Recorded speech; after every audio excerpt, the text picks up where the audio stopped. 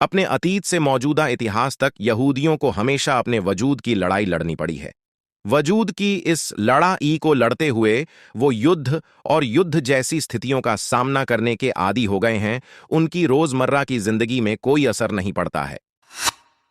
Israel ने भी अपने नागरिकों और रिहायशी इलाकों की सुरक्षा के लिए ऐसे चाक चौबंद इंतजाम किए हैं कि हमास या फिलिस्तीन का दागा कोई रॉकेट या मिसाइल उसके लिए बड़ी परेशानी नहीं खड़ी कर सकता। इजरायल का सबसे बड़ा रक्षा कवच Iron Dome missile defence system है, जो रिहायशी इलाकों में रहने वाले लोगों की सुरक्षा के लिए हवा में ही मिसाइलों या रॉकेटों को उड़ा देता है। जैसे ही किसी इलाके में हमले की सूचना रडार को मिलती है, शहर में सायरन बजने लगता है। इसे सुनते ही लोग अपने घरों में बने सुरक्षा बंकर में चले जाते हैं, जिससे कि यदि आयरन डोम को चकमा देकर अगर कोई मिसाइल लोगों के घर तक पहुंच भी जाए तो लोगों को उसकी वजह से जान माल का नुकसान न उठाना पड़े। हर जगह होते हैं बंकर। इजरायल में बंकर हर जगह बने हैं। घरों के अलावा ऑफिस, मॉल, खेल का मैदान, होटल, स्कूल, कॉलेज, यूनिवर्सिटी, हर जगह बंकर हैं। इन बंकर को इजरायली सेना की देख रेख में बनाया जाता है। जो डिजाइन बंकर का पास किया जाता है उसमें किसी भी तरह का बदलाव नहीं किया जा सकता। और खास बात यह है कि बिना बंकर के वहां कोई भवन निर्माण नहीं किया जा सकता, यानी बंकर बनाने के नक्शे के बाद ही मकान भवन बन सकता है। हर तरह की व्यवस्था होती है बंकर के अंदर। बंकर में भी घर के आम कमरों की तरह टीवी, फ्रिज, सोफा, बिस्तर, लैपटॉप, खाने की सामग्री आदि की व्यवस्था होती है। पता नहीं कितने दिन तक लोगों को उसके अंदर रहना पड़े।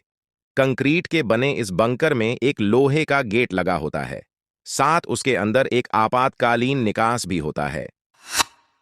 रोशनदान में बुलेट प्रूफ कांच लगा होता है। इसी के जरिए बंकर में रहने वाले लोग बाहर देख सकते हैं।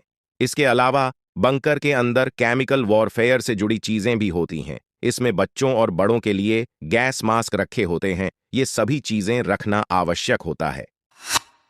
सड़कों पर बने होते हैं बंकरों के लिए संकेत। सड़कों पर और इमारतों में बंकरों की स्थिति के बारे में संकेत होते हैं। अब तो ऐप के जरिए पब्लिक बंकर का पता लगाया जा सकता है। सायरन सुनते ही 45 सेकंड के अंदर बच्चे से लेकर बड़े बुजुर्ग हर कोई बंकर की ओर भागना शुरू कर देते हैं, और किसी जगह केवल 15 सेकंड का समय होता था। आपात स्थिति में किसी भी घर के बंकर में कोई भी व्यक्ति जा सकता है। सायरन के बंद होने के 15 मिनट बाद तक सभी को यहीं रहना होता है। इसके साथ सार्वजनिक स्थलों पर भी सरकार ने बंकर बना रखे हैं, जिसका उपयोग किया जा सकता है। इस तरह के कड़े अनुशासन के बल पर इजरायल अपने नागरिकों को सुरक्षा दे पाता है। अपार्टमेंट्स के अंदर बनाए जाने लगे हैं सुरक्षा रूम।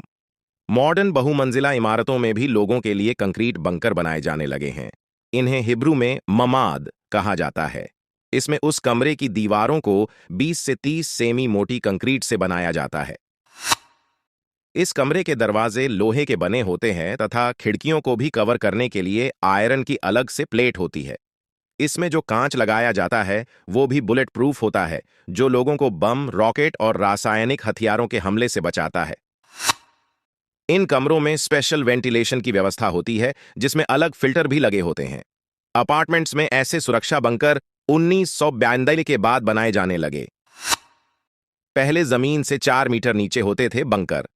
30 से 40 साल पहले घरों में 4 मीटर नीचे बंकर बनाया जाता था, जिसकी दीवारें कंक्रीट की और दरवाजे लोहे के होते थे। उसका अंदर लाइट और वेंटिलेशन की भी व्यवस्था होती थी। इसके अलावा ऐसा पेंट दीवारों में अंधेरे में पहचान के लिए लगाया जाता था जो चमकता था। ऐसे में अंधेरे में भी कमरे में लोगों को परेशानी नहीं होती थी। इजराइल की कुछ बातें उसको सभी देशों से अलग बनाती हैं। इजराइल ऐसा देश है जो भारत से 1 वर्ष बाद ब्रिटेन से स्वतंत्र हुआ, और उस समय उसके पास न खाने के लिए अनाज था, न शुद्ध पानी के स्रोत थे। लेकिन इजराइल ने स्वयं को इतना विकसित कर लिया कि अनेकों तरह के खाद्य पदार्थ वहीं उगाए जाते हैं। इजराइल ने समुद्र के पानी को परिष्कृत करके पीने योग्य बनाया है। इजराइल उन देशों की श्रेणी में आता है जिसके स्वयं के परमाणु हथियार और सैटेलाइट हैं। किसी भी देश के हमला करने पर मिसाइल को हमले के पूर्व हवा में ही खत्म कर सकता है। क्षेत्रफल में केरल से भी छोटा और हमारे एक महानगर जनसंख्या से भी कम होने के बाद भी इजराइल विज्ञान और तकनीक के मामले में कई विकसित देशों से भी आगे की श्रेणी में आता है।